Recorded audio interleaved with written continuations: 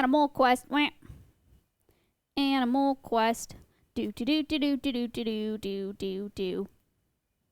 Hello, everybody. Hello. I need to retweet. Let me retweet Alveus's Animal Quest thing. Animal Quest. Meh.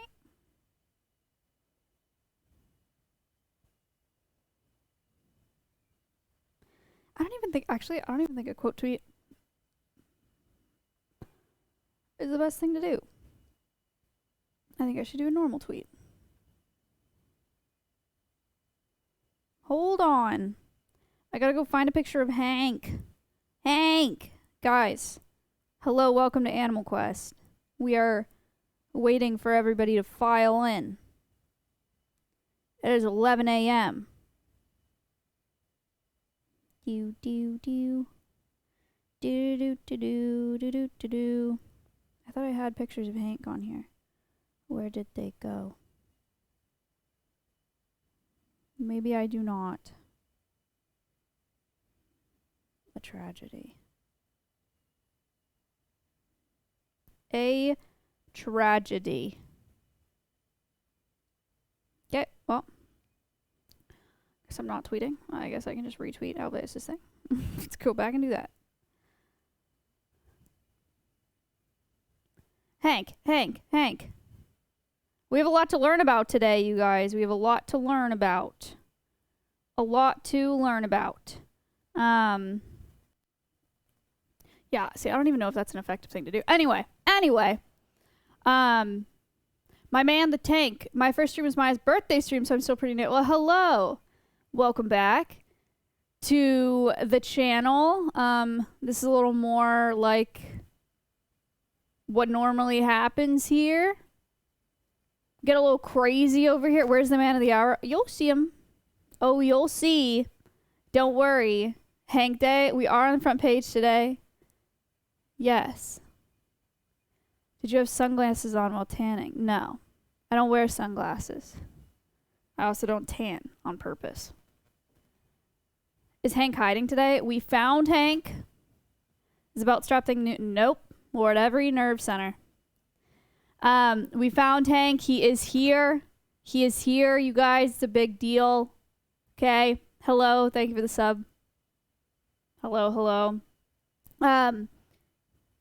He's gonna make an appearance. He's gonna make a guest appearance. Did it take 20 minutes? No, like not even 10. Maybe 5. It was easy peasy today. Easy peasy today. So, hello, everybody. Welcome to Animal Quest Millipede Edition. If you've never been here for an Animal Quest, I will tell you what it is. Animal Quest is a spotlight presentation on each of the species that we have here at Alveus. Okay? So I take an ambassador and I make a whole presentation, and then we all go to school.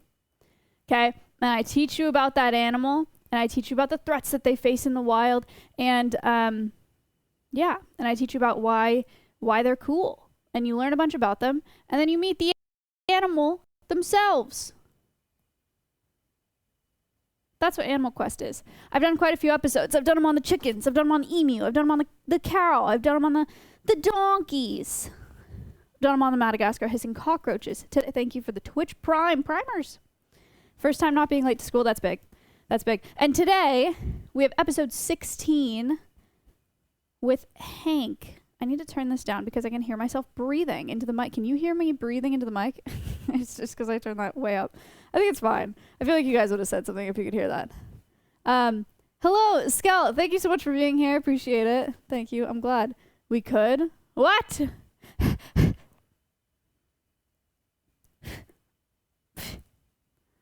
Just stop breathing. That's very toxic. So anyway, we're going to go through this whole presentation. I made it. Here's the deal. Let me be very honest with you guys. I'm a little bit nervous because I feel like this one's going to be kind of short. Because one of the biggest problems with invertebrate conservation is that we don't know enough about it. And they're so important, right? We're like, we don't know enough about invertebrates and they're so important. But then also, like, I just don't have that much to teach you because we don't know anything. You know what I mean? So I did my best. Okay, I did my best. And we'll see. We'll see. You guys, let me know what you think about it. But let's get into it. Okay. Before we learn about millipedes as a whole, we need to talk about our millipede here at Alveus. Hank the Tank, aka Mr. McTrain, aka Choo Choo Man, aka Thomas the Train Engine, aka Train Sound. First result on YouTube.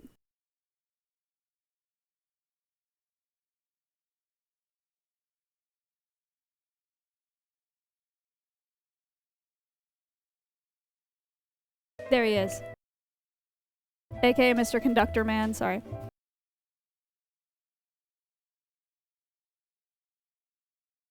I made it in time. Hello, welcome. There's him eating zucchini. You can't see the frickin'... Look, he's chewing. Yay. This is our smoky ghost millipede, Narcissus gordanus. He's got 200 to 250 pairs of legs. Lots of legs. Each of these legs has these little forks on the end for grips. Important for nutrient cycling, yes. Poop!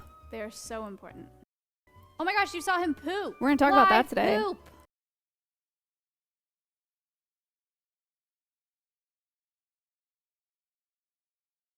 There's his little eyes. There he is. There's Hank. Hank, little tank man.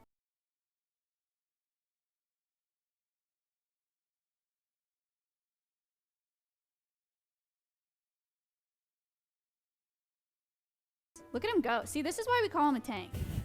Tell me this isn't a train right now. Tell me he isn't a train.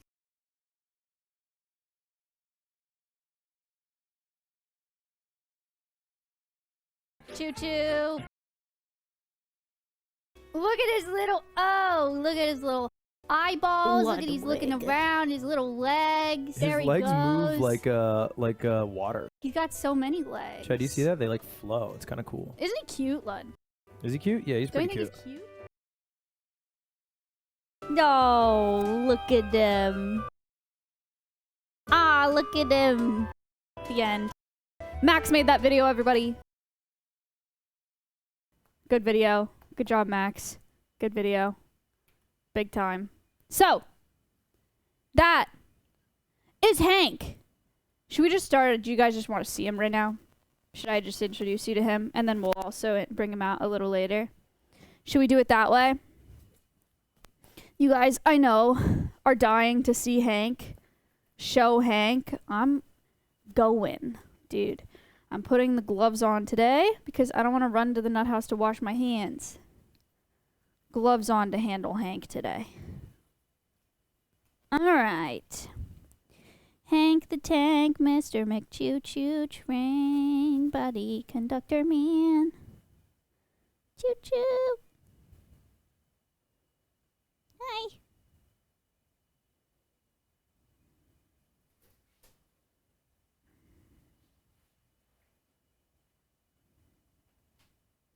He's holding on to a lot of dirt right now.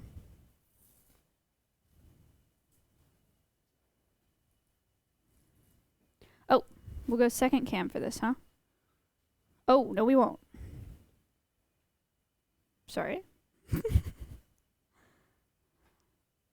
you want me to switch it? Never mind. The battery's dead on the second cam.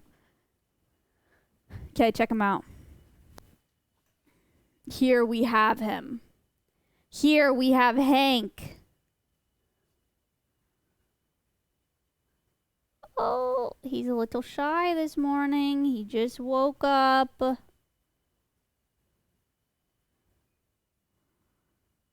He's tucking his head under his body. Good morning, Hank. Let's see.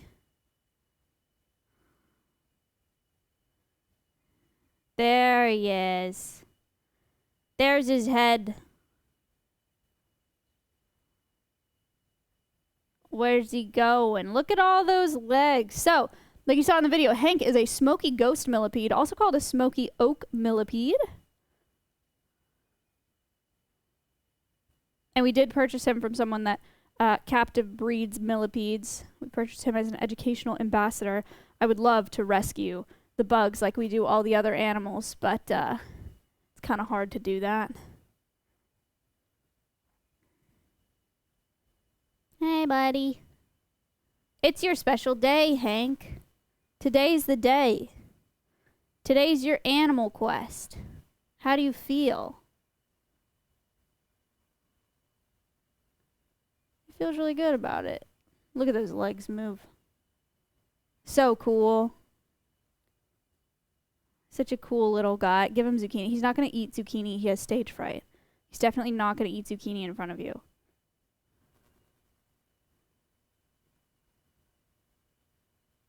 Yay! All right, everybody. So, this is Hank.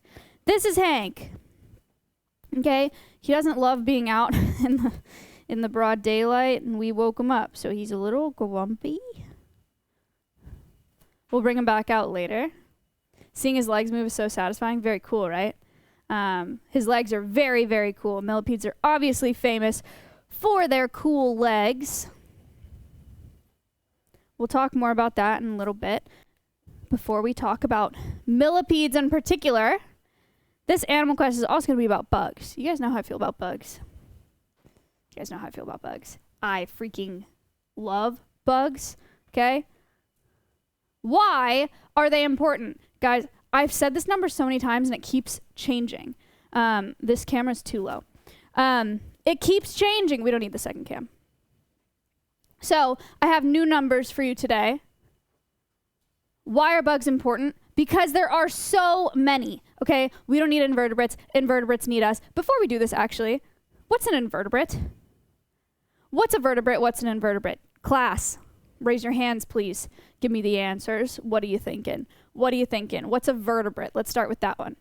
A vertebrate is spine, not bones, backbones, spines. Yes. An invertebrate does not have a spine. Can you guys give me some invertebrate examples? Invertebrate examples, anybody? What do you got? A vertebrate is not an invertebrate. Okay. Yes. A jellyfish. Oh, yeah. It's excellent.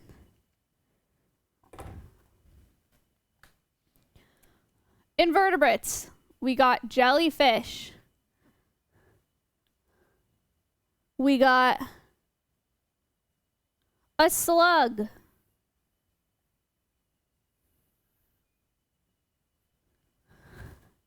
You can't see this.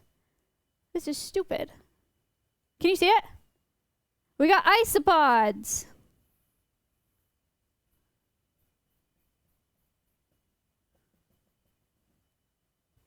We can see it. Worms, yes. Like earthworms are invertebrates. Corals, very good, very fun example. Corals are invertebrates as well. A starfish is an invertebrate as well. A spider is an invertebrate as well. Smile. Sea sponges, yes. Sea sponges are invertebrates. An ant is an invertebrate. You guys are actually killing it right now. Scorpions are an invertebrate. Yes. Shrimp's an invertebrate. I don't really know how to draw a live shrimp. That doesn't really look like a shrimp. Okay. A lot of people are saying snakes. Snakes are not invertebrates. So, invertebrate, no backbone. We got mollusks. We got earthworms. We got insects, arachnids, Hank, crabs, lobsters, corals, sea sponges, jellyfish. All this, very good. Vertebrates is everything with a spine. So all of our reptiles, mammals, and birds. Okay, all of them. So invertebrates, like the ones we just drew, make up 97% of all of the animal species on the planet. 97% of all of the animal species on the planet. There are about 70,000 described vertebrate species, vertebrates being all birds, mammals, reptiles combined. And there are over 1.25 million described invertebrate species. So invertebrates make up the vast majority, 97% of our animal species on the planet. Okay, a little game here. How many are there compared to us? Mind you, this is insects, okay? Insects are invertebrates. Insects are defined by having a 3-segmented body and 3 pairs of legs, I believe. How many insects are there per person on the planet? This is just to give you guys an idea of the scope of things. Is it A, 1 million, B, 10 million, C, 100 million, or D, 200 million? All you have to do is type A, B, C, D to put in your answer. How many are there? What do you think? What do you think? A lot of people are saying C, 100 million insects per person on the planet. Okay, okay. For every one of you, how many insects are there? Drum roll, please. The correct answer is 200 million. The correct answer is 200 million insects per person on the planet. What the heck? That's just insects. This is not invertebrates. Okay? This is just a section of invertebrates. It's just a category of invertebrates. 200 million insects per person. They rule our planet. There are so many of them. How many are there total? If you want to do some math and be cringe, you can do that. Or you can guess. At any time, how many insects are alive on Earth? Is it 1 million insects, 10 billion insects, 10 quintillion insects, or 10 jillion insects? Don't say D locked in. Don't. 10 jillion, surely.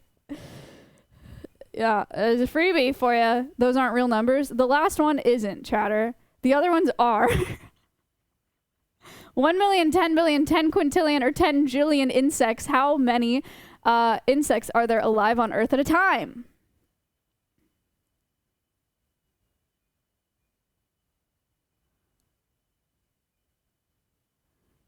The correct answer is 10 quintillion insects alive on the planet at a time. Crazy. Crazy. If you want to see what that number looks like, it looks like that. That's a lot. All the people that said 10 jillion, it's not a number. It's not 10 bazillion either. It's 10 quintillion. That's a lot of insects on the planet. How many, if there are 200 million insects per person, how many insects are there for all the people watching this stream right now?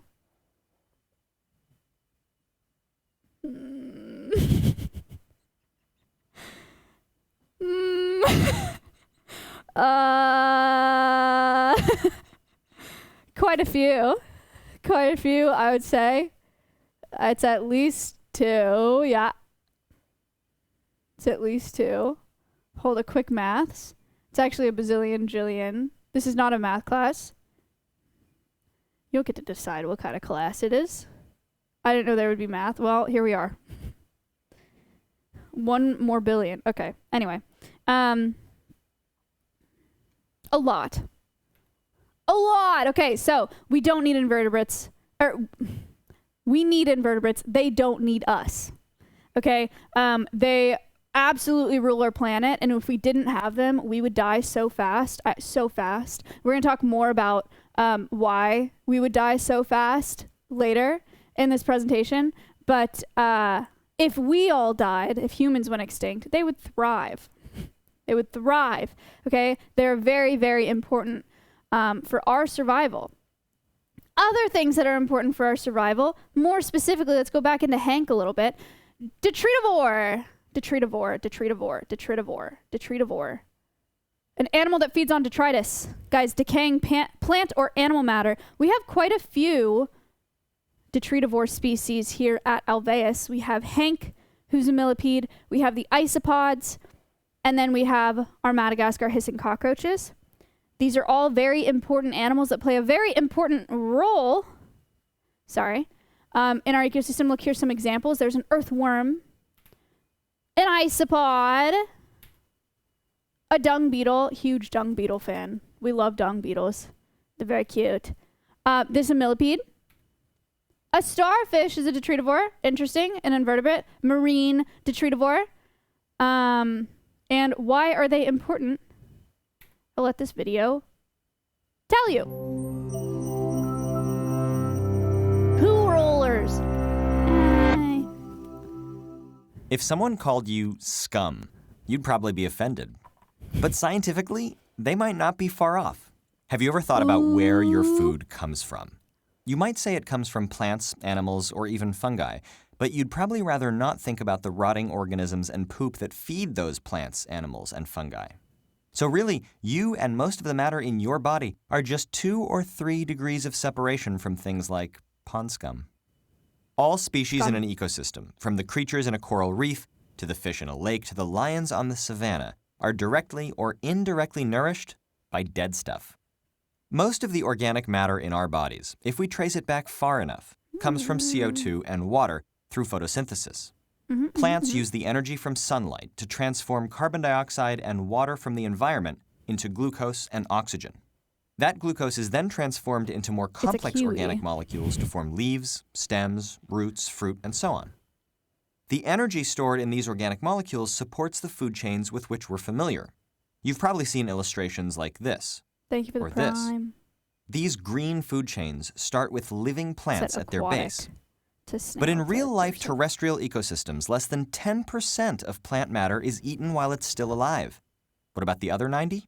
Well, just look at the ground on an autumn day. Living plants shed dead body parts, fallen leaves, broken branches, and even underground roots. Many plants are lucky enough to go their whole lives without being eaten, eventually dying and leaving remains.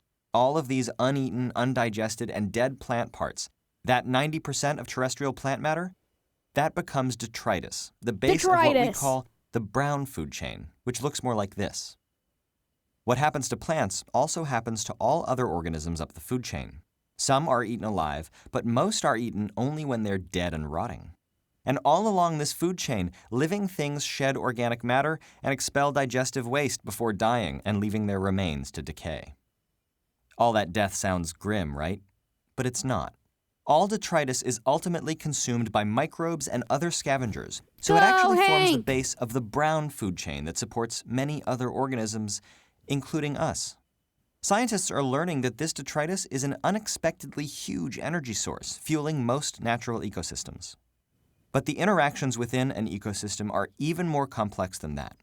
What a food chain really represents is a single pathway of energy flow. And within any ecosystem, many of these flows are linked together to form a rich network of interactions, or food web, with dead matter supporting that network at every step. The resulting food web is so connected that almost every species is no more than 2 degrees from detritus, even us humans. You probably don't eat rotting things, poop, or pond scum directly, but your food sources probably do. Many animals we eat either feed directly on detritus themselves, like pork, poultry, mushrooms, shellfish, or catfish and other bottom feeders, or they're fed animal byproducts. So if you're thinking that nature is full of waste, you're right. But one organism's garbage is another's gold. And all that rotting dead stuff ultimately provides the energy that nourishes us and most of life on Earth as it passes through the food web. Now that's some food for thought. All right. You guys ever stepped in dog poop? Anyone? Any dog poop stepper-inners? Sure have. Yep. Yeah. It sucks, right? Nobody likes stepping in poop. You ever thought about why there's not poop everywhere?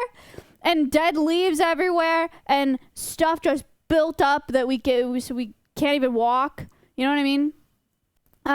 It's all detritus. And it's broken down by detritivores. I don't really know if there's a better way to... I always say detritivores, but maybe it's detritivores.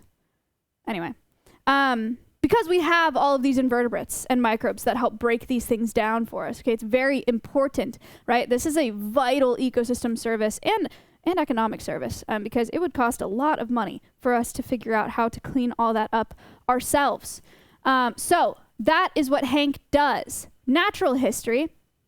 What is a millipede? I know you just met one, but like, what is it, right?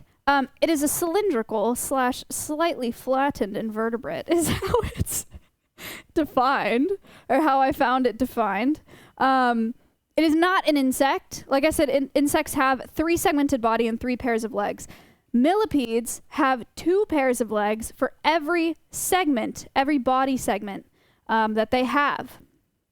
So Hank has about 250 pairs of legs. It's like 240 or 250, I don't remember. So he has a lot of body segments, much more than 3 body segments. He is not an insect.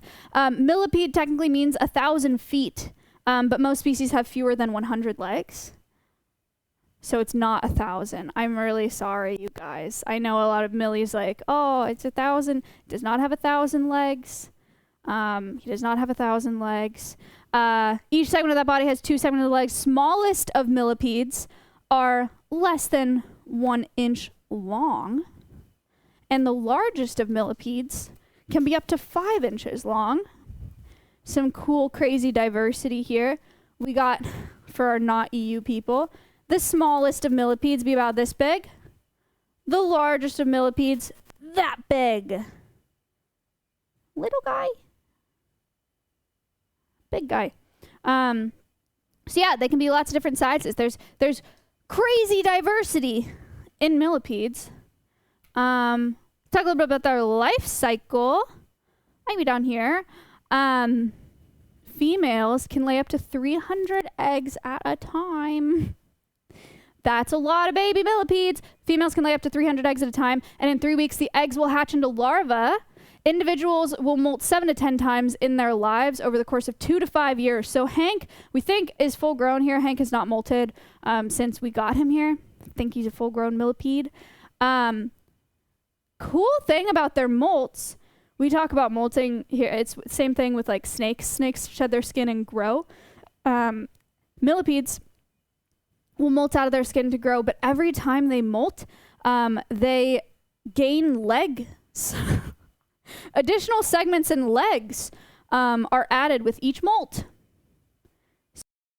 So Hank was not born with all of his legs. Fun fact. You can see it in the picture above me. Look at this. We got eggs, then we got a little guy, and then the molt happens, and there's some more legs, then some more legs, and then a bunch of legs. Upgrades. Kind of cool. Kind of cool. That's their life cycle. A lot of people ask, what is the difference between a millipede and a centipede? Do you guys know? I'll test you. Does anybody know the difference between a millipede and a centipede? It was leaked a little bit in the intro video. So some people might cheat. Cent is 100, millipede is 1,000. Yes.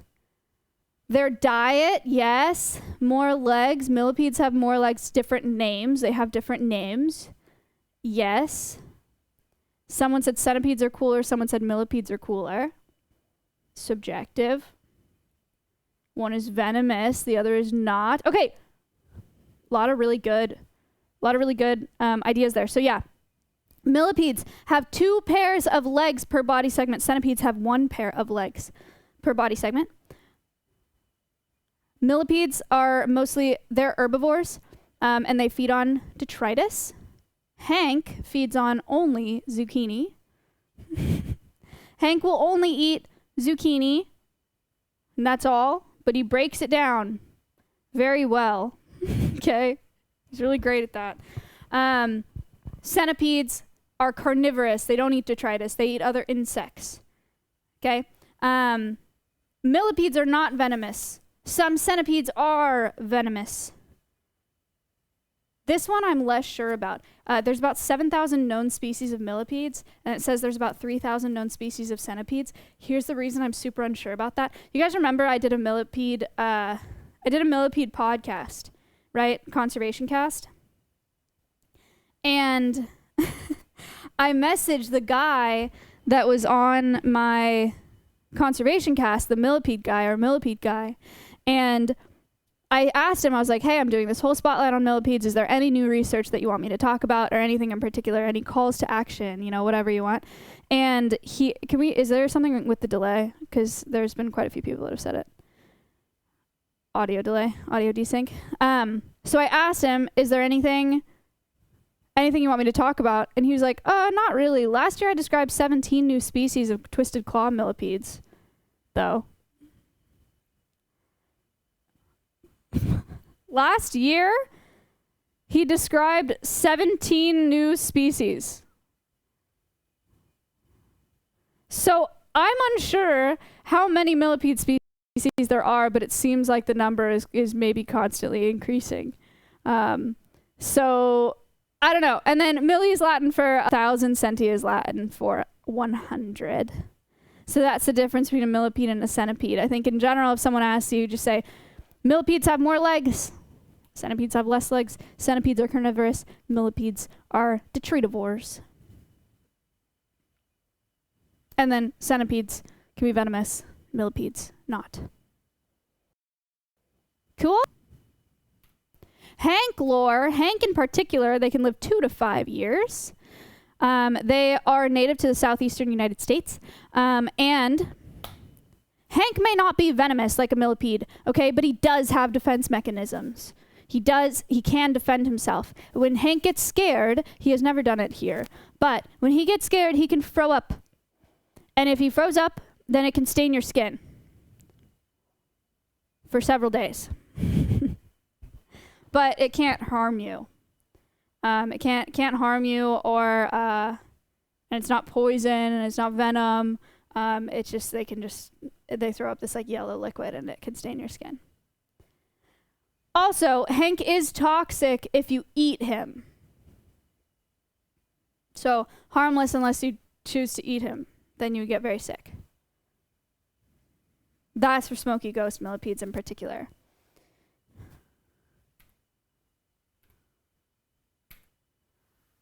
Other millipedes. There are other millipedes that have different defense mechanisms. We're going to talk about a couple of them in just a second. Millipedes are cool, you guys. There are over 7,000 species of millipede. Again, there's probably more than that. I don't know, okay?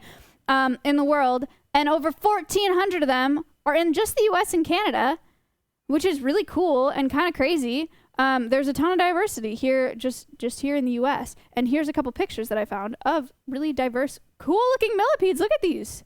Aren't they beautiful?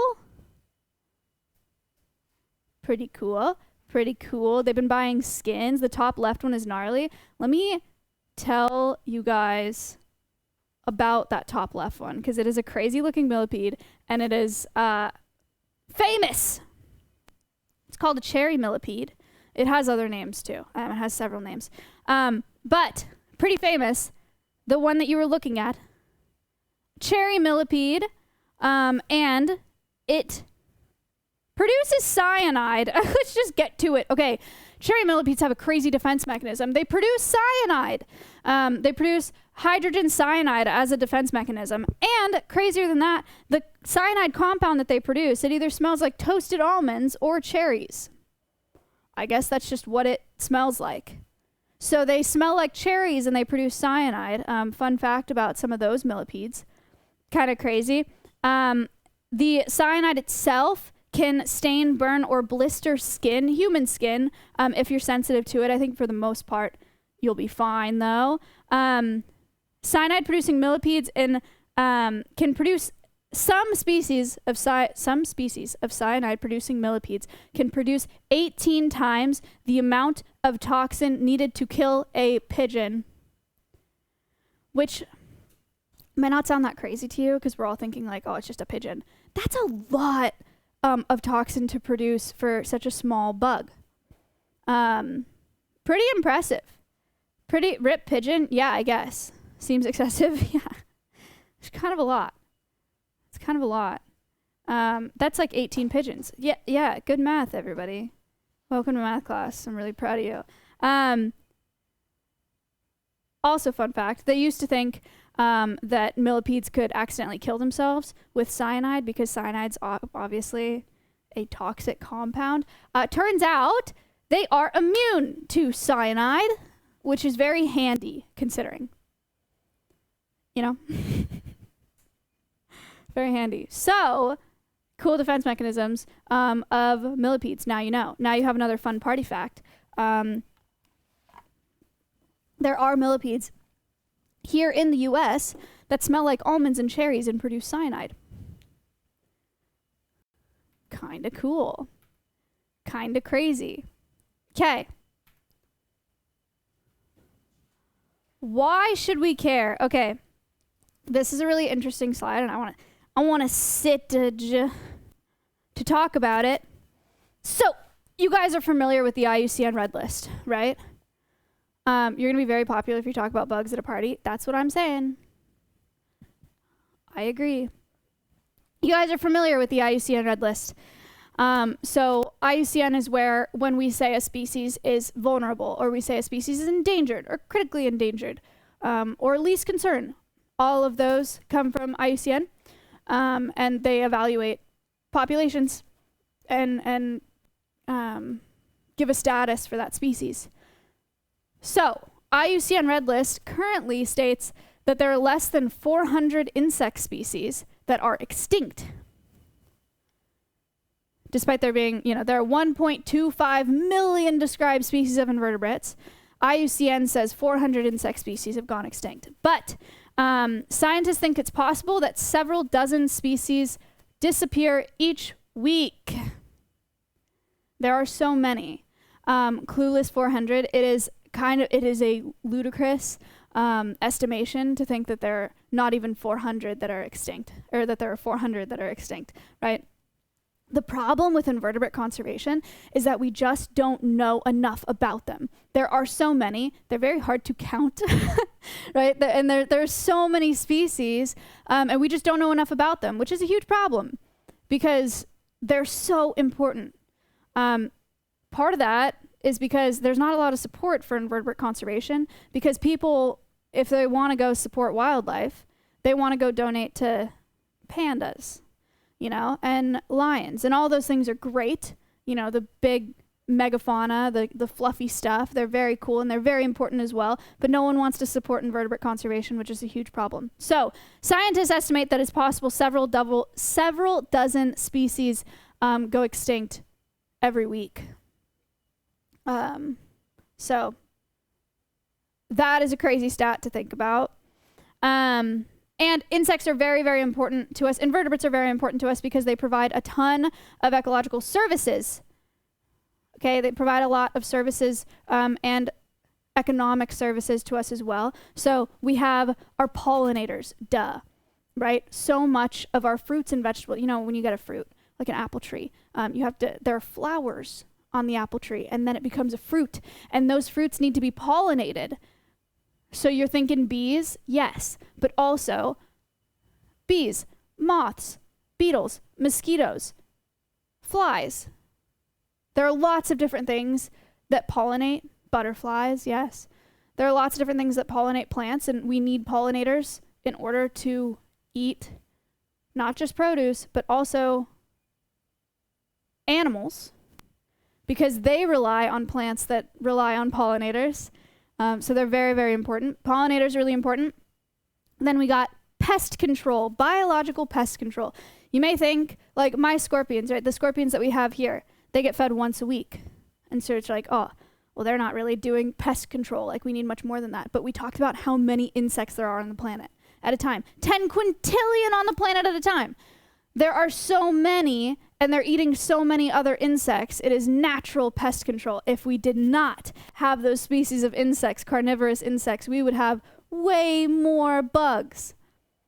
And so they keep each other in check. That's very important to have biological pest control like that.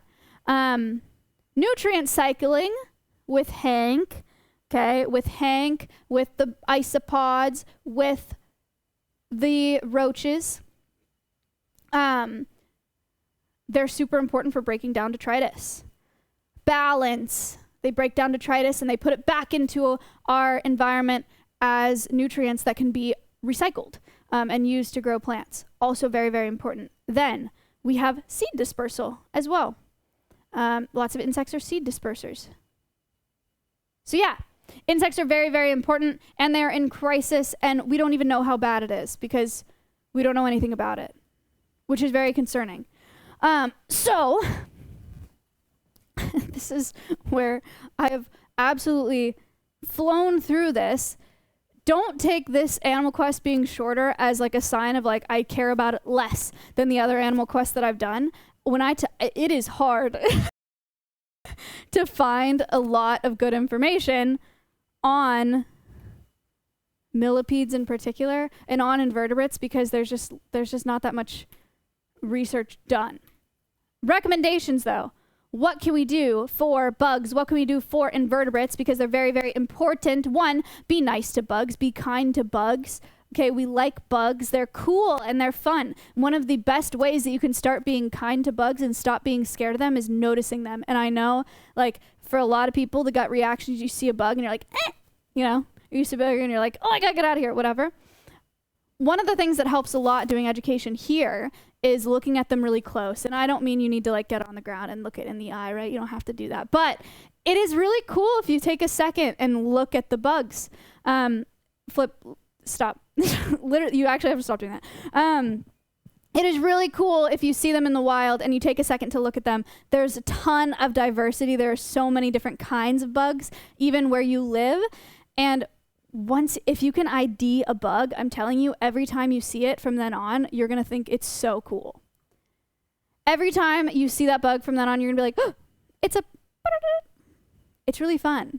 So you should try it. It's important to notice the bugs around you. That's how you start appreciating them. That's a couple people have asked in this presentation, how do I not be afraid of spiders? How do I and my best advice is just to slow down with them, you know, like take a second to watch them, see what they're doing before you freak out and smash them or whatever you're going to do. It's just cool to look at them, you know, and see what they're doing. They're really not as scary as you think, and they're really scared of you.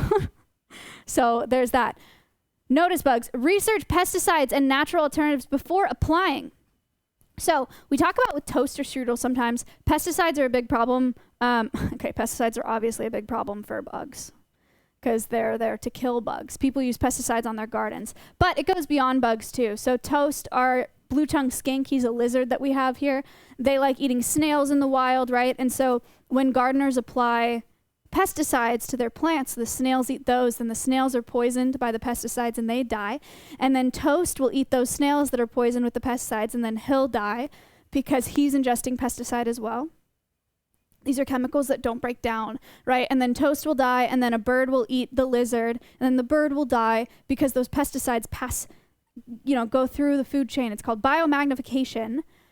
And so we need to be very careful about the pesticides that we're applying, or better yet, look into alternatives, natural alternatives to pesticides before applying them. There are lots of things that you can do if you have a home garden that are not spraying Roundup all over it. I put a couple examples in here. I did a little bit of research. There's like garlic, there's eggshells. If you have a problem with snails, you can like surround your plant with crushed eggshell because the snails won't climb over it because it's sharp and they don't want to. So lots of natural alternatives you can look up. There's a bunch of stuff you can look up online and see what works. And that's not just for bugs, that's also for the other wildlife in your area. Say no to cringe lawns. This is the start of a movement on this stream, you guys. We hate lawns. Lawns are cringe, okay? Lawns are cringe. Lawns take a ton of water to take care of. They're high maintenance. You have to mow them. And it makes it so you have this whole area where you could have a ton of native plants and a ton of insects and a ton of habitat for native animals, and you make it just one species of grass that's not even native. And it completely takes away habitat. Not to mention, they're ugly. Lawns are ugly and they're empty, and you could have flowers and you can have clovers and you can have moths and you can have butterflies and fun things, you know, and you can have native plants. But instead you just have one species of grass, probably has doggy doo-doo in it. That's not really getting broken down because it's a bad habitat for detritivores. So it just sits there. Okay? So we hate lawns. Say no to cringe lawns. Okay? That's another recommendation. Another recommendation. This one came from Dr. Derek Hennon, the guy that I messaged, our Millipede guy. Protect forest habitats. Protect detritivore habitats. So one of the things that he said about finding so many new species of millipedes is because there are so many different species. Some of them have a very, very small range. And so if you take away, you know, however many square miles, that species may go extinct because that's their range. I mean, they're just little guys, you know, they can't like get on a plane and go somewhere else. So we need to be very careful about habitat because you never know what invertebrate species is living there and how big of a range that they have and how much they dipped on that space. So protect forest habitat. You can do that by supporting parks and respecting wild spaces in general. If you're on a hike or something and it's railed off, you know, and it says to stay on the path, stay on the path, you know. Don't bring your dog off the path and trample some habitat, especially because they have such small ranges. You know, it's very important to think about that. You never really know what you're walking into and what you're disturbing. So we got to respect those wild spaces and then teach your friends about bugs. Okay? Teach your friends about bugs. Teach them that they're cool. Teach them that they're millipedes that smell like cherries and almonds and produce cyanide. Teach them that the reason there's not a bunch of poop on our planet is because of bugs. Teach them that bugs are not as scary as you thought and that there's 10 quintillion in the world at a time. 200 million per one person on Earth. Kind of neat. Take your kids to the park to find bugs? Yeah, sure. Teach your kids about, that is a big thing. If you got kids, please, for the love of God, teach your kids that bugs aren't scary. Please don't be a, like, yuck, a spider. Mom, please don't. Like, it's so vital. We need kids to come up liking bugs. Invertebrate conservation, like, needs help now. Like, people need to know about it now. My kids love bugs. Yay! Asking Twitch chat if they have kids. I know some of y'all have kids. For a fact, actually. What if they eat the bugs? Don't let the kids eat the bugs. Don't let the kids eat the bugs. This is a jar of snake shed, yeah. So, you guys, that is all that I have for the Animal Quest, but we can do a Q&A. We can do a little Q&A if you would like. I'm going to get Hank out for the Q&A. If you have questions, you can do hashtag ask followed by your question. Cool. And then we will pull them up. What's your favorite bug?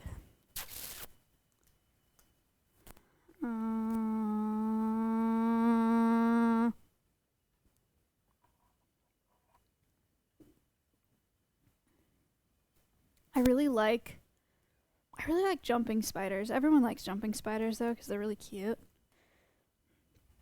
That might be my answer.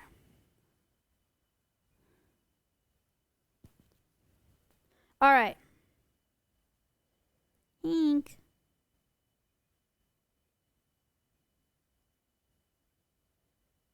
There he is.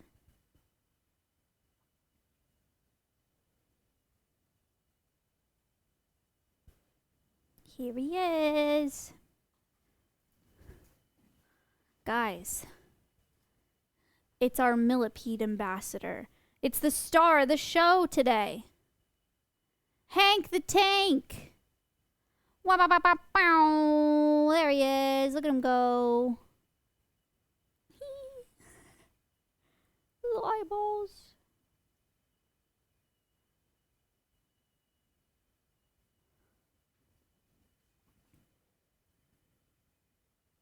Look at, he's so cute. Look at all of his pairs of legs. So many legs.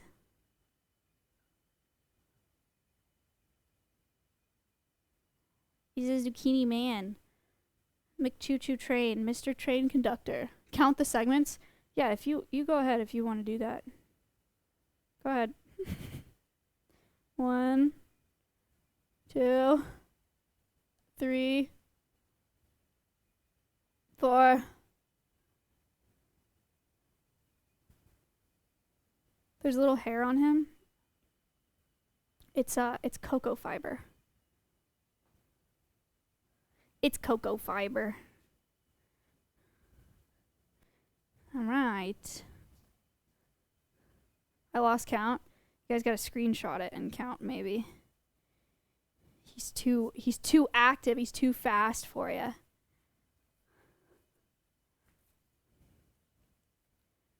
You know, I was going to go after that chatter for saying step on it, but then I saw the username and I realized it's not worth it. Okay.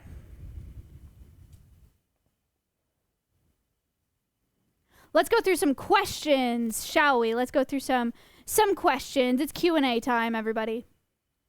There is a cameraman. Yes. Yes.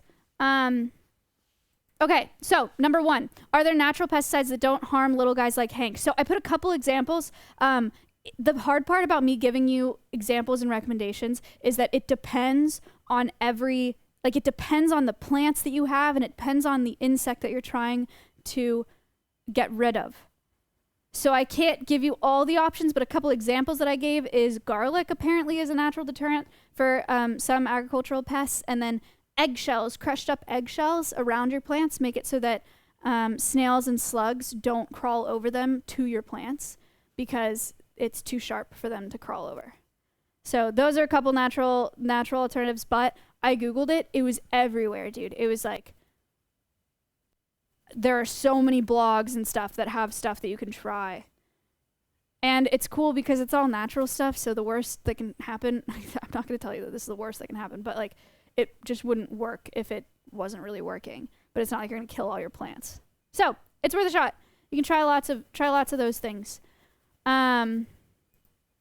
Fun question. Yes, Mick already knows the answer to this question. How do you determine the sex of a millipede? So Hank is male, and we know that because on the 7th segment of his body, he is missing a pair of legs because that's where his gonads are. We had to look at him very up close to figure that out. But yeah, that is how you sex a millipede. Do, do, do, do, do.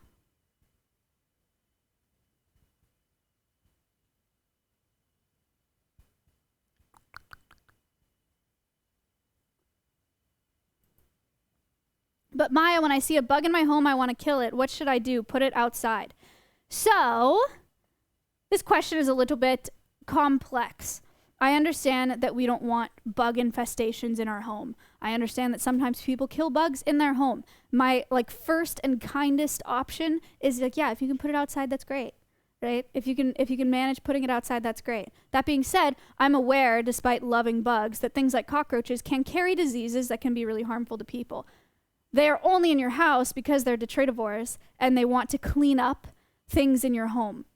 So if you have things that are breaking down, if you have produce or food or whatever breaking down in your sink, or if you have food sitting out on the counter, those bugs are like, ooh, organic matter, let me break it down into soils, so that we can grow things. That is their whole ecological niche. That's their purpose, and it's very, very important to us.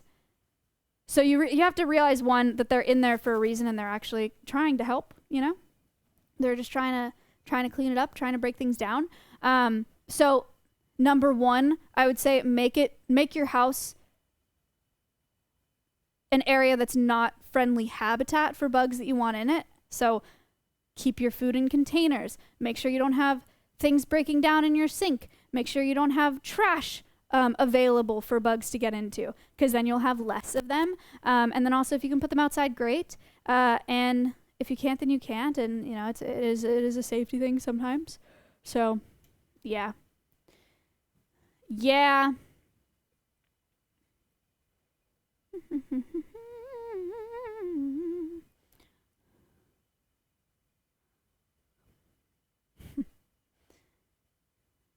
This is a what's your favorite bug? I think it's probably a jumping spider. I don't know I love jumping spiders because they're so present, you know, and they really like look at you and look at what's going on and whatever. So I just think that's really neat, but I don't know if that's my favorite animal or not. Is Hank still only eating zucchini? The answer to that question is a hard yes. And he still only eats the inside of the zucchini and not the skin. That's all he will eat. Fun question, where can I donate to help bugs? We obviously do have an invertebrate program here at Alveus, so if you would like to donate to Alveus, that's great. I am expanding my invertebrate program, so we're getting more of them, and I'll do more of this education here, but another really, really great organization that you can look into if you want to support invertebrate conservation is the Xerxes Society. It's spelled like that. It's spelled like that because it's named after a butterfly species that went extinct. If one of you wants to link it in chat, that would be great. I did get a lot of my research and info from this presentation from Xerxes Society. They're really, really great. Really big invertebrate conservation folks. Thank you, thank you, thank you.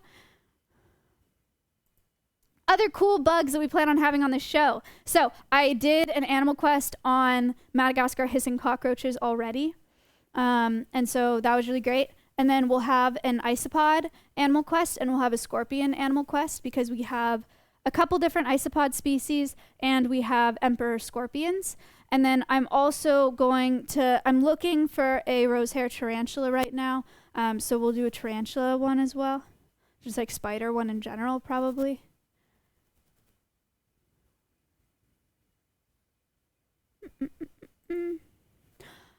Bugs have different lifespans, just like vertebrates have, mammals and stuff have different lifespans. Hank is going to live 2 to 5 years. Our roaches live 2 to 3 years. It just depends.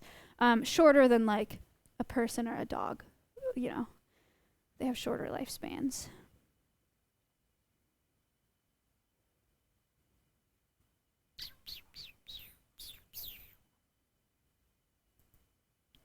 This is also a tough question. It depends on what you're growing and where you're located. And there are lots of insects that are considered agricultural pests. There are potato beetles, and they feed on potato plants, and moths that feed on cabbage plants, and you know, stuff like that. It really just depends on what you're growing. And if there's an insect that's prolific that likes eating it, there are lots of different invertebrates that are classified as pests, agricultural pests.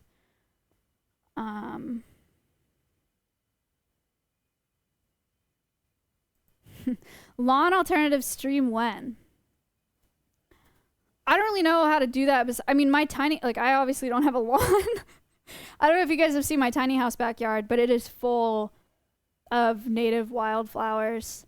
Right now, I think it's really pretty because wildflowers are in bloom right now. So there's a bunch of native wildflowers back there. I have purple star thistle. I have Indian blanket flowers. I have cone flowers. I have purple horse mint back there. Yeah, I've been streaming a lot in my backyard, so if you want to see it, I'm sure you'll see it if you follow the channel. I am 25.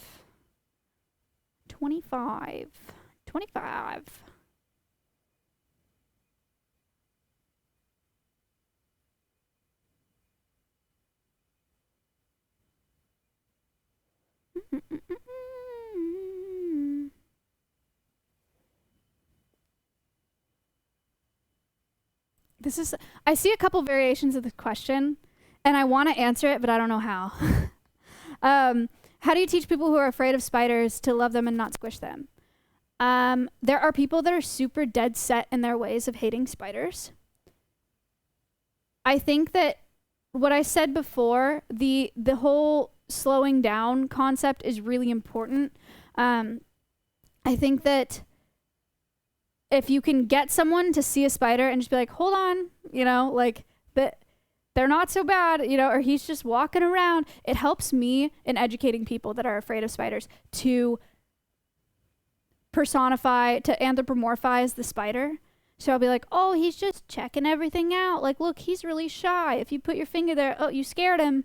You know, something about talking about them like they're a dog, I think helps people to see them as a living thing and not just as like a spider. So that helps me. And then another thing that helps me in teaching is doing close-ups of our bugs so you can really see their face and what they're looking at and what they look like up close. That helps me a lot. I realize that you can't really do that with your friends. So I would just say give them a personality, right? And just talk about them like they're a dog. Babyfy them. Yeah, that might help. Give it a shot. See what you can do. See what you can do. And then also always just telling people that they're really scared of you, that they're like not out to get you. They're not gonna jump on you and like come for you and try to eat you. They're tiny, like they're just scared of you. So yeah. Yep.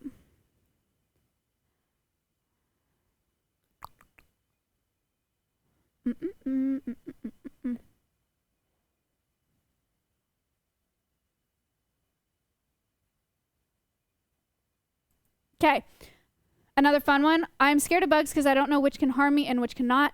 Is the best way to learn just to do more research? Yeah, so this is super true. I'm not going to tell you to go outside and just start picking up bugs because you never know. Like there are lots of caterpillars even around here that sting bad. You don't want to pick them up, you know? And you kind of have to ID them before you know if they're safe to pick up. I wouldn't go around handling them. But another thing is, for the most part, try to remember that they're not out to get you, right? If you've ever woken up with like a bunch of spider bites or something, it's probably because the spider was caught in your clothing and was scared and didn't know how to get out. It's not like they jump on you for that. Mosquitoes do go after you. Mosquitoes do want to drink blood. You know, that's what they do. That's how they survive. But most bugs are not coming for people, you know. Most bugs are just doing their own thing and they get caught in a bad situation. I will say, I know everyone hates mosquitoes. They are pollinators. Some mosquito species are pollinators, and mosquitoes are a very important food source for a lot of things lower on the food chain. Mosquito larva is a very important food source to lots of things on the food chain. But yes, mosquito-borne illness is a problem. Mosquitoes bite people. It's annoying. Mosquitoes can be very annoying, but they do have an ecological niche. Okay, like everything else on this planet. Oh, it's an interesting question. Do you know of any good children's books about conservation? I don't have kids and I don't read kids' books, so I actually don't know of any, but I'm working on something. Maybe I will have a better recommendation for you someday. Maybe.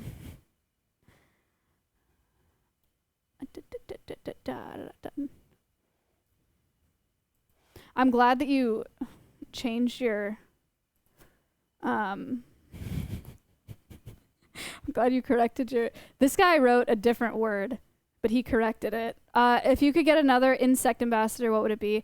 Not an insect, but I think I'm gonna get tarantula, the rose hair tarantula. I think that's gonna be the next one.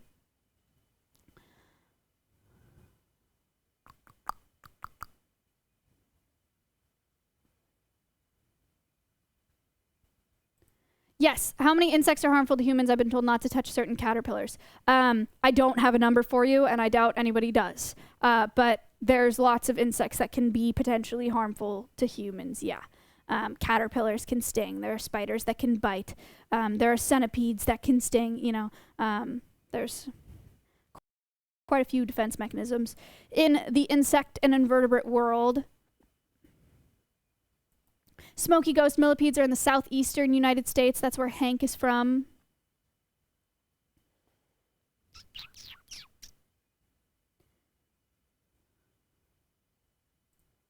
What are good beginner-friendly bug pets? I don't have much experience keeping inverts beyond being at Alveus.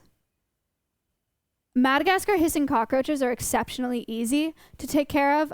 They do really well in lots of different environments. They eat very well. They're just very low maintenance. They are they survive. You know, they just do. So Madagascar hissing cockroaches are really fun. Certain species of isopods are really fun. The zebra isopods have been really easy to keep, eat really well, are really great. What else? I think it's jumping spiders. Jumping spiders are very cute, but I think they're a little bit more sensitive, and it's hard when you get like one bug. If you lose it, it's just, you know, or if it doesn't make it, it's like really sad. So I feel like colonies are fun for beginners because a lot of times you just don't know if you lose them. And if you do, you still have a bunch more. It's not like you get a spider and you name it and then like the next day you find it dead. You know what I mean? So I think roaches and isopods are fun and relatively easy. And millipedes are relatively easy. Hank was he's $9. And is pretty hardy and has been great. And we have a really nice enclosure for him, but they don't need an enclosure that large. So ant farms, kind of fun, yeah. I don't know anything about ants though. So yeah.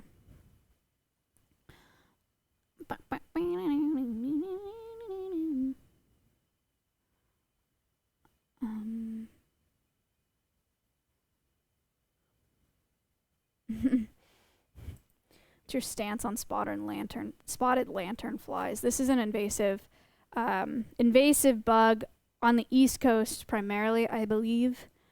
They're beautiful, but if you see them, like they gotta go. They're invasive. They're really, really bad for native bugs, and sometimes it's gotta be done. It's gotta be done. But they're beautiful. I think they're really pretty, and it's a shame. But yeah, that's what's gotta be done. Tons in Pennsylvania. I know, my sister has told me about them. My sister actually, she sent me a picture of one and she was like, look how pretty this bug is. And I was like, bad news. My sister goes to UPenn. And I was like, ooh, bad news. You got to go back and kill it. And she's like, what? And so now my sister's on a mission and she just like squashes on her way to class. 'Cause they're everywhere. All right.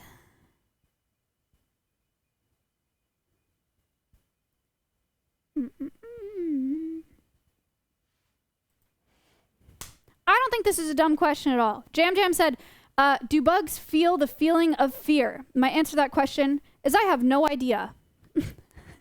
I have no idea. I don't know that anyone really knows the answer to that question. There are lots of similar questions that circulate of like, can blank feel pain? Can blank grieve? Can blank feel guilty? You know, whatever. The honest answer is we're not in these animals' heads and we don't know. What I will say about fear is it's obviously a survival thing and you should be afraid of blank and run away. Or you should be afraid of blank and not want to be around it for your safety. Have I seen spiders run away when I make noise or when I'm trying to catch them? Or a fly even if I'm trying to grab, like, yes. Absolutely. Is that fear manifested? Do they feel it the same way as people? I don't know. Maybe. Yeah. That answer, your turn, my turn, is exactly what I think. Is like, why not? Right? Why not imagine it that way? Like, what hurt does it do to imagine that they feel the same way that we do? Because it's possible and it helps give us more compassion for them. They definitely react to people and they don't want to be around people and they're scared and they run away. So I was just scared. I don't know. You know, I don't know. It's an interesting question to think about for sure. The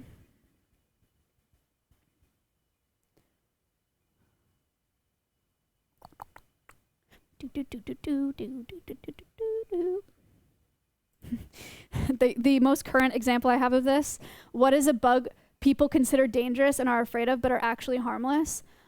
We have a ton of harvestmen in one of our enclosures out here, and harvestmen are they look like spiders. They're really long legs. They look like daddy long legs. And people are really scared of them because they live in these groups and there's just like a ton of them. And like they're just like these big spider looking things. They're not spiders.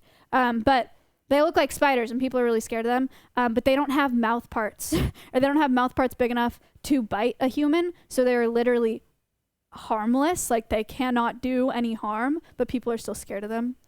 So that's kind of interesting. Do millipedes tickle your hands Do millipedes tickle more in your hand compared to other bugs? Yes, I do. I think they do. There's a lot of legs and you can feel them for sure. Like they're very tickly. Very tickly.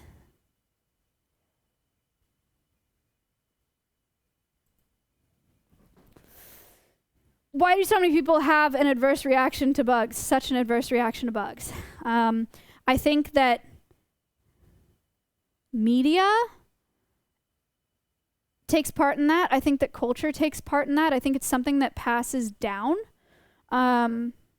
to children and so on. Is like if someone's mom is afraid of spiders, they're afraid of spiders. You know, I actually saw it recently with my niece. My brother and his wife are really good about bugs. They don't like scream when they see a spider. They're just like, oh, there's a spider. And one day my niece came home and was from school and was terrified of spiders. She like saw a spider and would not go to sleep until my brother found it and got it out of her room. And I was like, where did that come from? Because her parents are great about bugs. Her teacher is afraid of spiders. And so her teacher made a really big deal in class of the spider that was in class and like had someone come in and get it out of the classroom. And then my niece, who's like 2, almost 3, came home and was like, spider, you know? So it's definitely something that's passed down. I think people have an adverse reaction to infestation, you know, infestation or just like a lot of things in one place freaks them out. Yeah, I think people think bug danger. It's just an association, you know, that people have made and has developed over a really long time. I think people have a really hard time thinking of bugs as cute because dogs have such expressions and you can see their face. I mean, they're like a large animal, right? And you can see their face and you can see their eyes and you can see them react to things and we can relate to them because we're like, that dog feels guilty. That dog feels happy. That dog feels sad. And you can see it on their face. And I don't think that the bugs around us get that luxury of us being able to relate to them because they're so small, you know? And so we don't really think of them as an animal. But they're very important, you know? And we should think of them like that. They're very cool. They're just so small. They're just so small. It's just easier to relate to bigger things where we can see their expression, I think. I do think that's why people are so attached to dogs, by the way, because dogs have such an ability to move their occipital ridge and like look like they're smiling, and they have a lot of emotions that look like ours, you know, and they can do so much expression with their faces. And I think that's why people like them so much, is they're like, I know how that feels, you know, when we just get attached to that kind of thing. But we can't do that with bugs. So I think people just can't relate to them. They're afraid of them because other people are afraid of them, and it just is a cultural thing.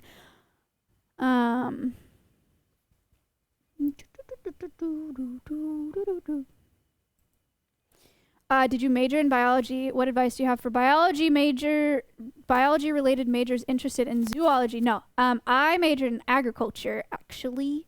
I'm not a biology. I'm not a biology major. But if you're interested in zoology, the best advice I have is if you're able to do volunteering or internships at local zoos, do it. Experience is very, very important, and it'll help you get into other programs down the road. Experience is huge when it comes to the animal world, the animal care world. Also an interesting question. Is it fine to leave spiders when I see them in my house, or is it better to put them outside?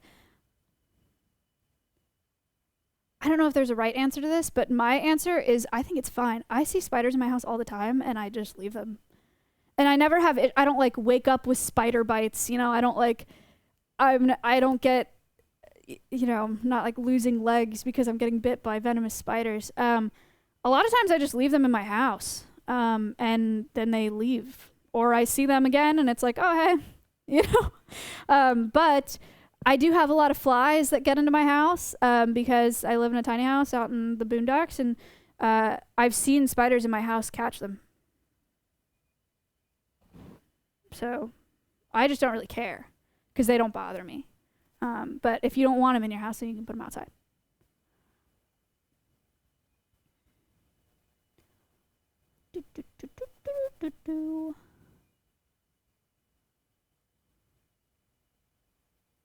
Okay. Also an interesting, this is very much like a my opinion answer here, okay? I have some black widows living in my shed, and I'm terrified. Should I bug bomb, or are they worth removing? So, black widows, a lot of people are scared of. I'm not even sure that if there are any cases of people dying via black widow bite, it is very, very few. But people are scared of them because you do not want to get bit by a black widow. Absolutely. Like, you don't want to get bit by a black widow. That being said, bug bombing or like putting a bunch of pesticides in there and trying to get rid of them, I don't know that it really matters because they live there, you know, like they'll just go somewhere else and they'll be around. You just won't see them. If it's a shed that you're using all the time, they probably won't be in there anyway. Like if there's enough action in there and you're around and you're moving stuff and you're cleaning stuff and whatever, they won't live in there because they don't want to be around people because they're scared of people. And so then they just won't be there. But if it's a shed that's not really in use, you can try to get rid of them. But if you're not using that shed, they're probably just going to come back because they live there. Grayson! What's up? You know what I mean? So I just don't know if it's worth. They'll just come back, especially if it's not like insulated and secured and whatever.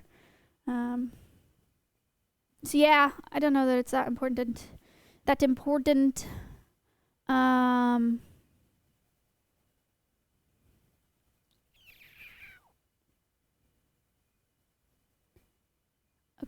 Okay.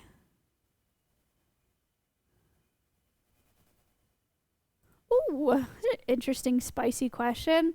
Are there any animals out there not worthy of conservation? I mean, as a conservationist, my immediate answer is no. Here's the thing about species. They all have an ecological niche and they all rely on each other for something. They're all attached to each other in a web. It's like dominoes. It's like nails or screws in a plane wing, you know? If you have a bunch of species, a bunch of screws holding on the wing of a plane, and you start taking them out, making some go extinct, you might be fine for a little bit and it's fine, but then eventually you're going to take one screw out and the whole wing's going to fall off and then the plane dies and you die, right? They all, I didn't know nails was an emote. That was really shocking. They're all important to each other. And then also, they're all inherently important and all deserve a place on this planet the same way that we do. More, probably, than we do. So I think that they have an inherent right to be here, just like we do. So I think that they all deserve conservation, or to be conserved,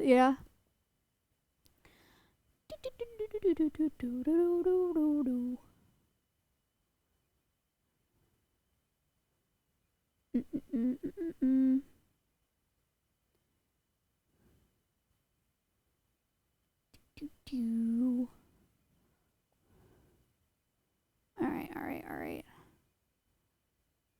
Going through the questions. Hold on. Do I have to be educated with a degree to volunteer in like animal care? No. If you're talking about here, we don't take any external volunteers. But at zoos and stuff, you don't need an education for that. Or wildlife rehab centers or animal shelters. They don't check your degree. I think it helps. Like, I think they'd be stoked about it if you had one, but if you're a volunteer, no, you don't need that. So it's a good place to start.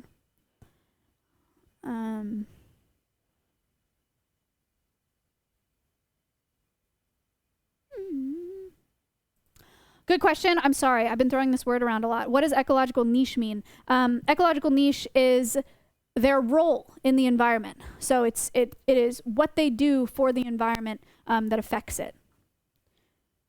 That's what an ecological niche is. So Hank's ecological niche is to break down detritus, to eat decaying organic matter and make it into soils that we can use. The marmosets, their ecological niche is to be a seed disperser. They have several, right? But their main one is to be a seed disperser. So they eat fruits and then they swing around from trees and they poop everywhere and then they disperse seeds and help with forest regrowth. Yeah.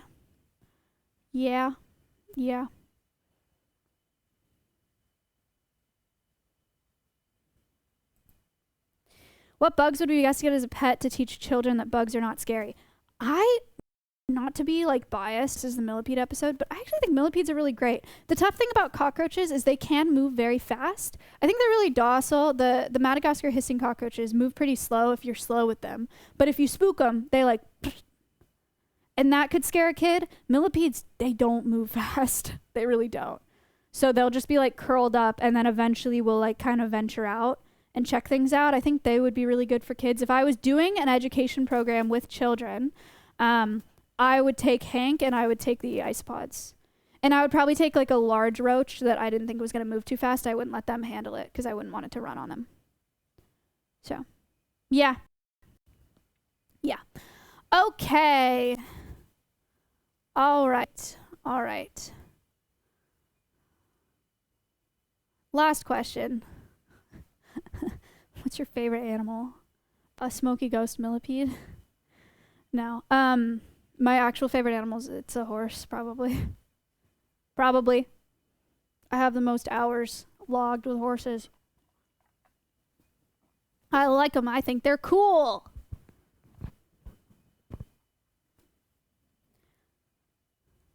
All right, guys. Horse girl. Yeah. Fudgy. So, Hank's Animal Quest. It's tough to do a whole Animal Quest on one species of millipede, okay? It's like, it's very easy to do the whole, like, foxes are gonna be easy. Then we'll talk about the whole fur fashion industry, and, like, there's so many things to delve into. But we get really specific when we do these invertebrate Animal Quests, and so I'm sorry it was a little shorter than usual. And, like, not like Winnie's, you know, and not like this crazy whatever. But I hope you enjoyed it. I hope you learned a little bit about millipedes and about invertebrates in general, and why they're important and how many of them there are. Solid recommendations. Thank you. Record length for the species. Millipedes, the largest millipede species can be like 5 inches long. So yeah, was great, very educational. Hooray! Good. I'm glad you liked it. So yeah, there's a little bit about Hank. It is, what day is it? Wednesday. So I will not be live tomorrow, but I will be live on Friday for a keeping stream at 11 a.m. Maybe. It's either going to be 11 or 12. I'm not sure yet. So I'll be live Friday for a keeping stream. You can see all the animals, how we take care of all the animals. It'll be good. And then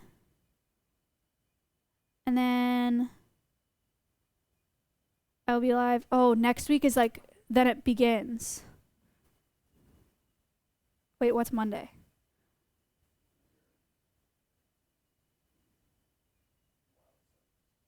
No.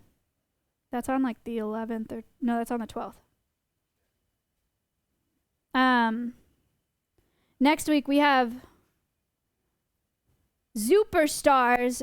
Yeah, June begins. Next week, yeah, we have Superstars on Tuesday, and then P.O. Box on Wednesday, and then a bug stream on Thursday, and then keeping on Friday. So we have Superstars on Tuesday. It is an educational stream, but not like this. It'll be more chill, more casual, more informal. And we're going to make Stompy a cake and then give him a slip and slide. And we'll go through Stompy's Animal Quest. It'll be really great. So, yeah. And then in June, we have 2 collabs. We have Zoil and we have Extra Emily as collabs in June. It'll be a good time. We have 30 more minutes on the front page. I can't stall here for 30 minutes. I'm trying to figure out what to do. I can either just put it on a cam, or we can switch to the backpack and I can just like walk around. I don't really want to do that. I do have to pee. Can we put put it on a Fox cam on my channel? Should we do that? It was only 1 hour, the front page. Was it? It should, I mean, it's a 2-hour slot. It just might not be on, like, the main slot.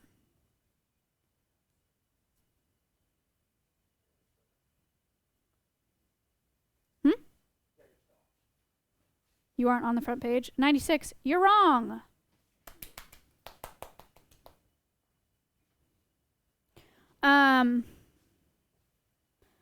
Okay, let's switch to a Fox cam and just put that up for like a bit. I'm gonna pee and then I'll come back here. We'll switch to the backpack and I'll just like walk you guys around for 30 minutes or something.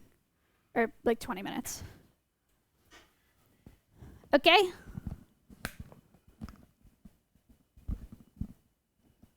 A gauge. More Q&A. I feel like I did a lot of Q&A.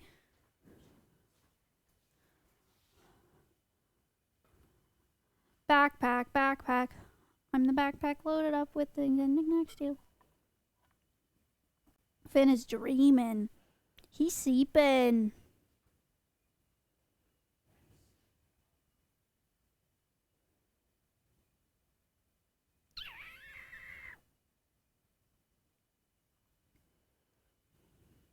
Lots of good questions. There were lots of good questions. Thank you so much. Connor's not here. Connor's out running errands today. Lowe's and Tractor Supply and whatever.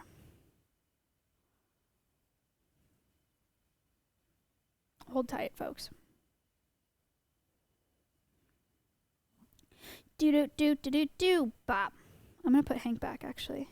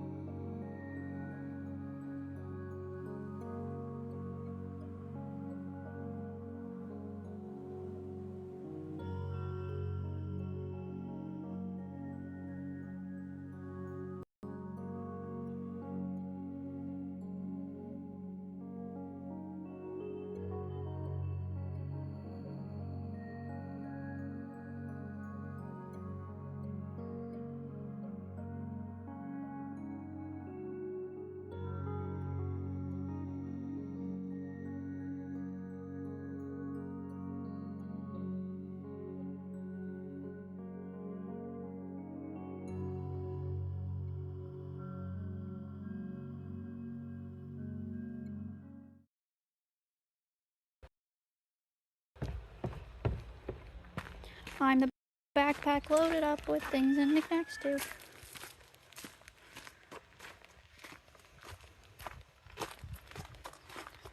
Hey! I don't. I am not using the backpack right now. I'm actually just using the phone. Just using the phone. We're just gonna walk around and say hi to everybody, okay? While we're on a front page slot. That'd be easy peasy, chill, cool, whatever.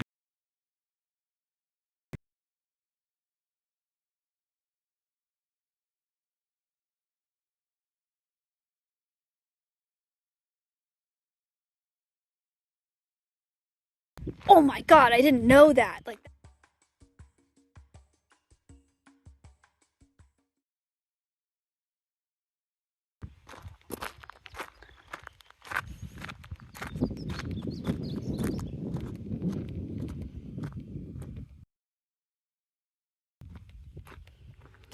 well, tragic.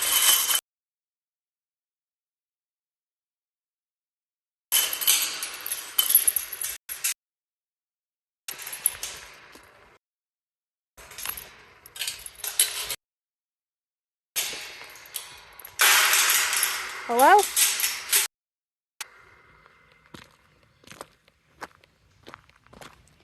Is it not working?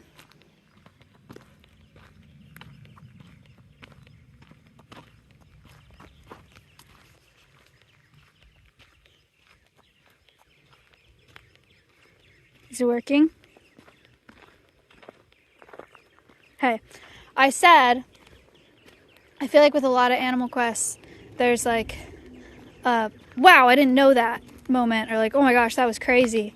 And I don't feel like I did that with this one, but I did my best. But I feel bad. I don't feel very good about it. What are you gonna do? Stompy!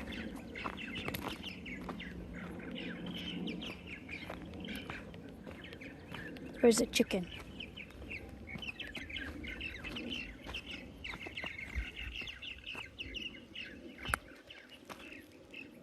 Chicken!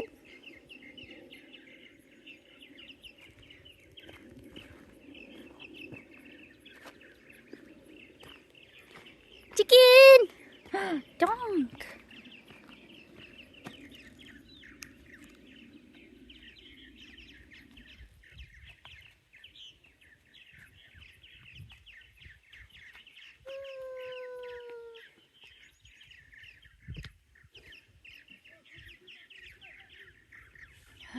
He bit me.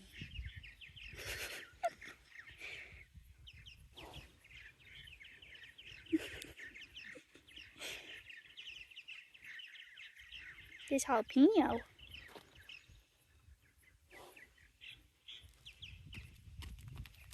Goodbye.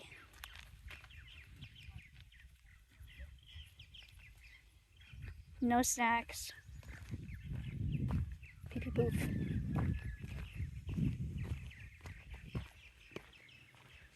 I see a chicken. You want to take a bath? Donkey. What about now?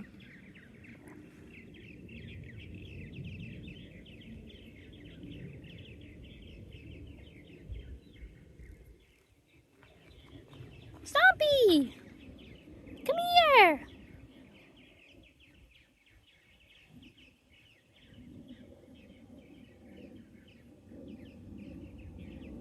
Come on!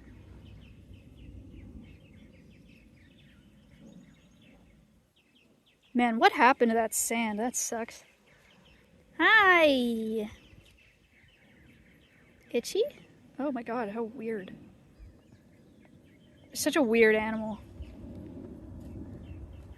Hello. Hello, chicken. Horsey. For the first time. The vet is coming out for you today because you got some hives and they won't go away. Come here, Stomp. Come here.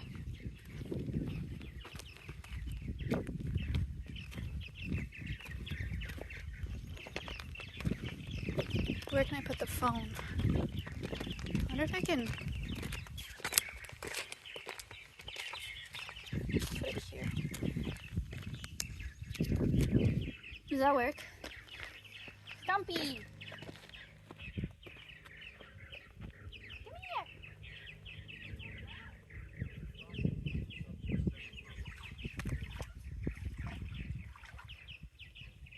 Yo.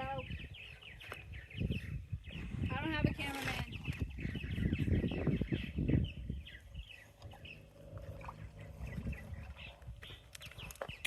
Too low. I mean, I can try to hold it, but I don't think it'd be much better.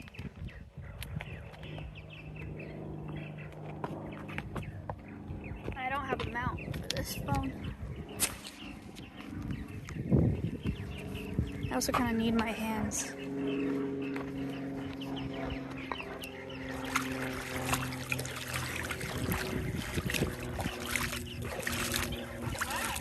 Sarah, wow, you're very much in the way.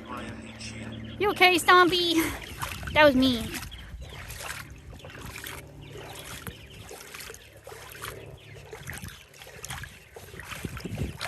I still don't think Stompy's ever gone in this on his own. Wow, he matches.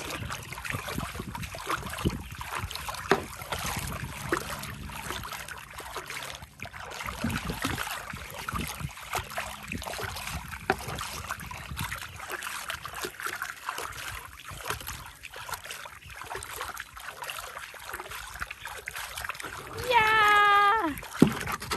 Go, Stompy, go!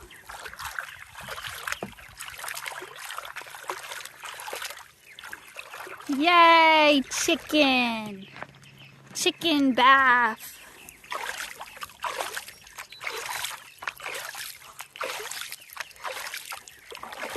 Swimming!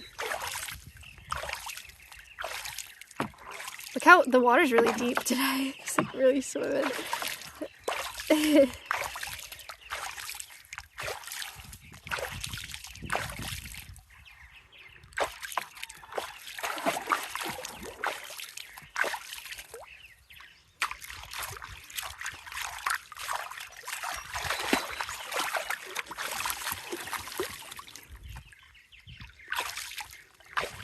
Space, can you put a one of those like solar fountains that like floats and sprays water up on the wish list? Because Stompy doesn't care about this pool unless the water's moving in it. I feel like maybe he would like that. It just has to be big enough to where like he's not gonna eat it or something.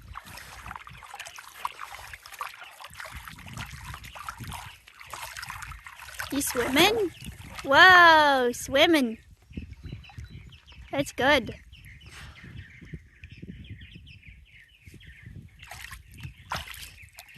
Stompy, your Superstars Day is coming up. You're the first one. You're gonna be famous.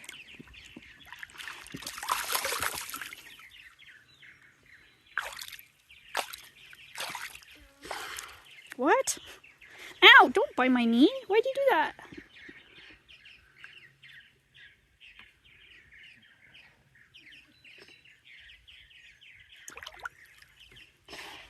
Please.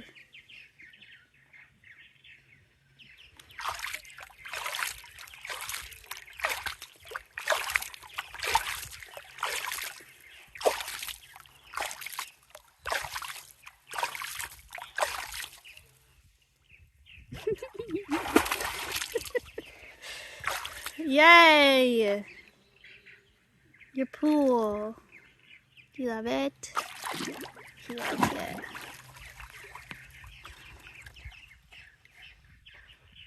Dinosaur swimming.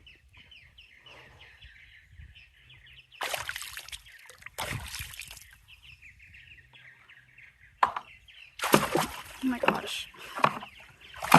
Oh.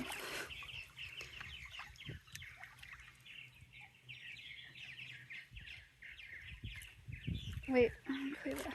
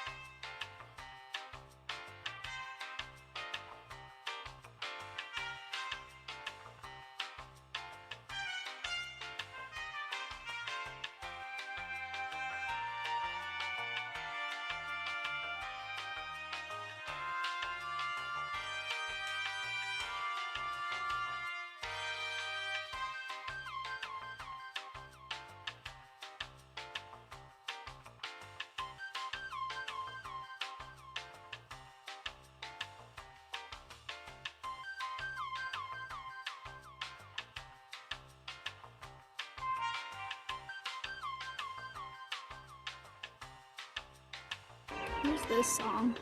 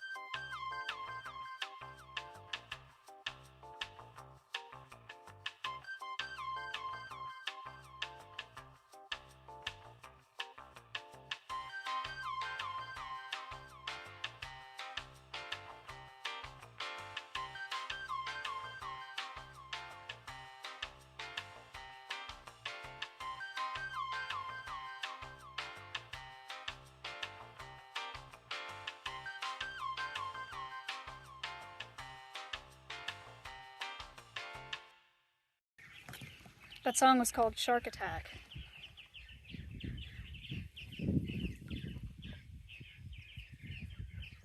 What'd you think?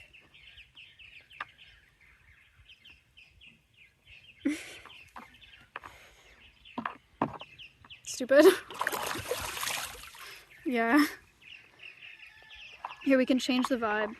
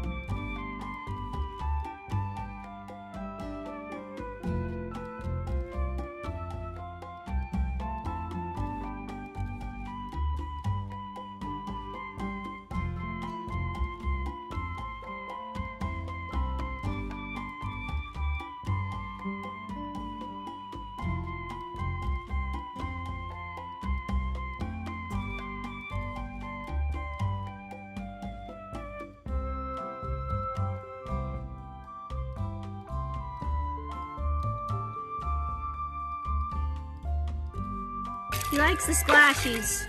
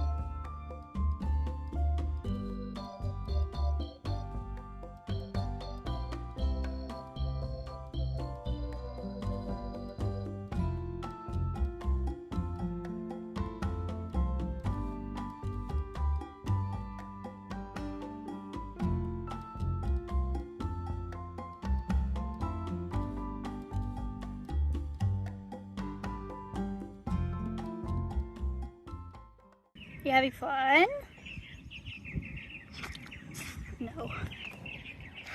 No, please.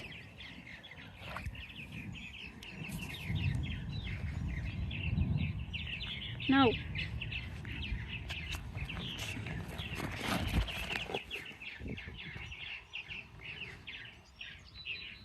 He likes it.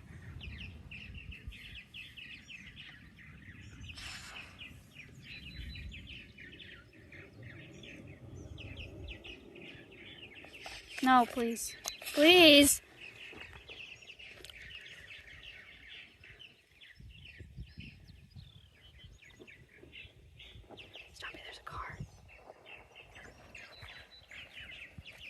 car. What is it? Where is he going? Oh, Jurassic Park, true. I'll make it real cinematic.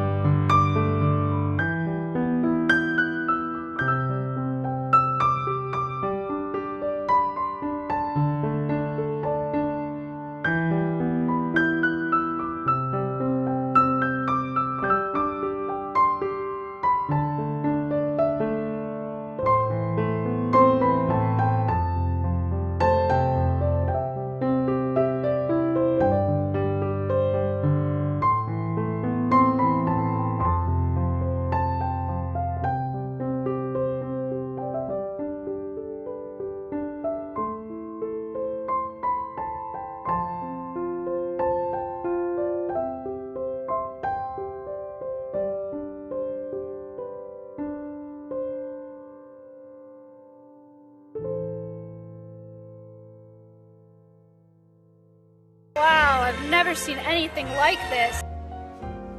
Ow! Stop! They're beautiful! Ah, stop!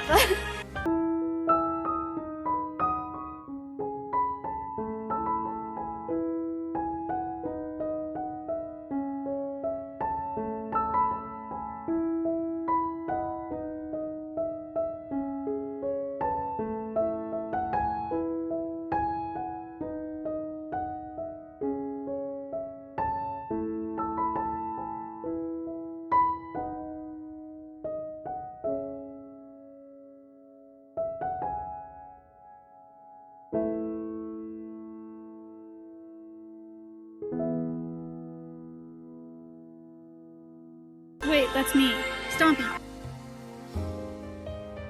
Stompy. He left. Never mind.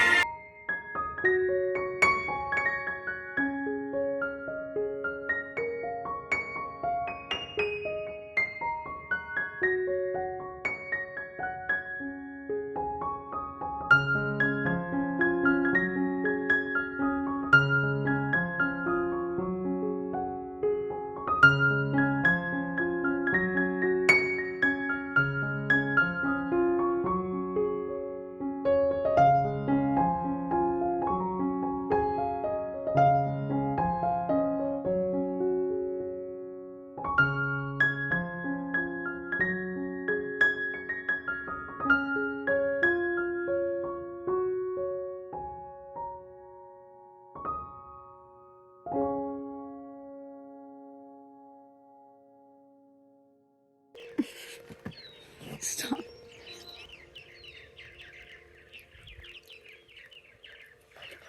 They look nice. I don't know what you're seeing. Was it cinematic?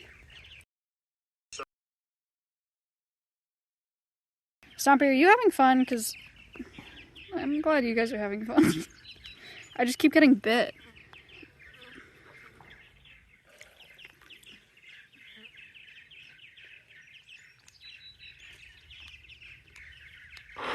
Oh my god.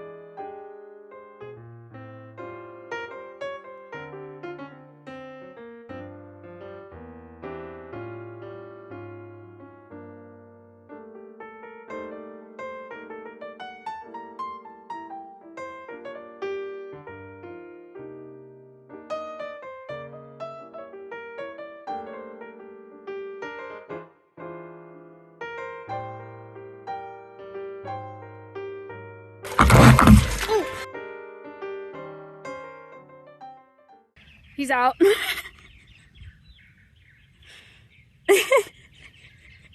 Stompy's done. There he goes. Yay, Stomp. He did great. With elegance and grace, he emerges. Can I zoom in? Oh, yeah. Look, there you go. Oh, it looks like shit. Okay, let's not do that.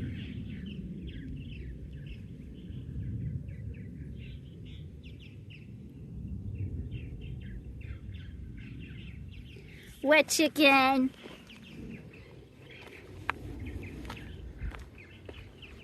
Wet chicken. Did you have fun bath time? You're getting a splash pad next week on Tuesday. Stompy gets a splash pad on Tuesday. Are you excited? Yeah. He's excited. You guys want to see a surprise? His wing. Thanks, nice handshake. Ah! He's going for my rings on my hand holding the phone.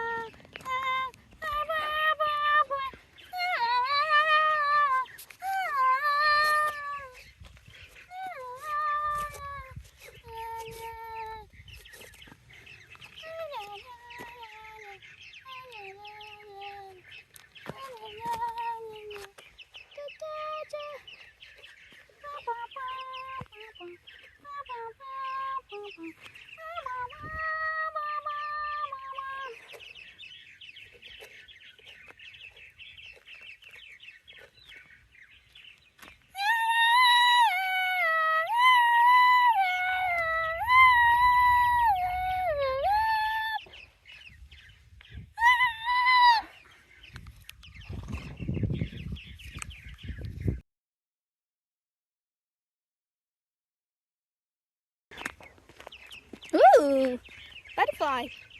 Wait, I can't film this. Oh my god. You see it? Yes or no? Do you see it? He's cool. Yes, now stop. Sorry.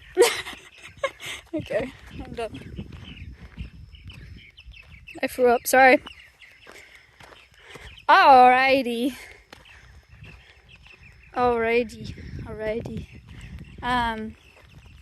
So, today is Wednesday. I'm live next on Friday. And then, I will be live on Tuesday for Superstars. It'd be so fun.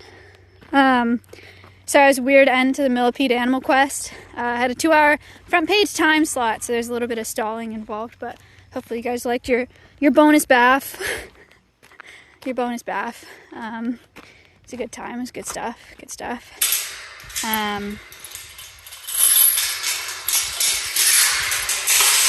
Oh, sorry, this gate's so loud.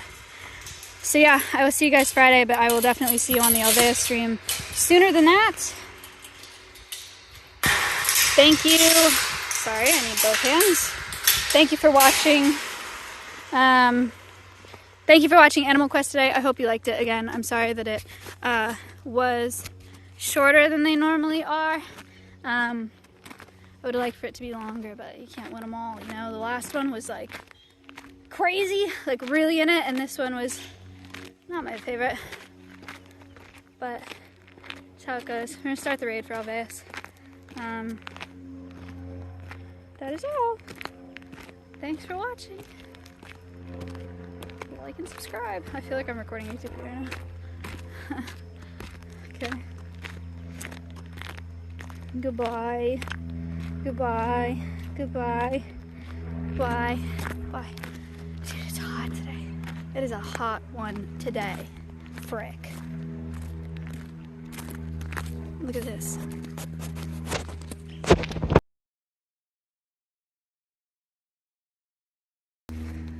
Dotes. Dotes.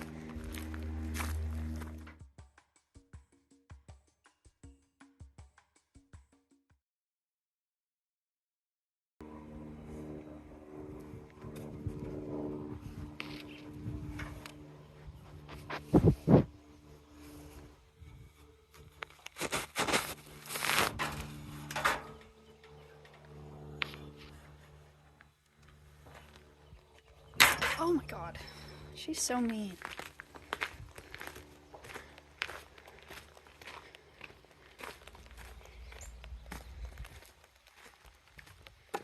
Goodbye.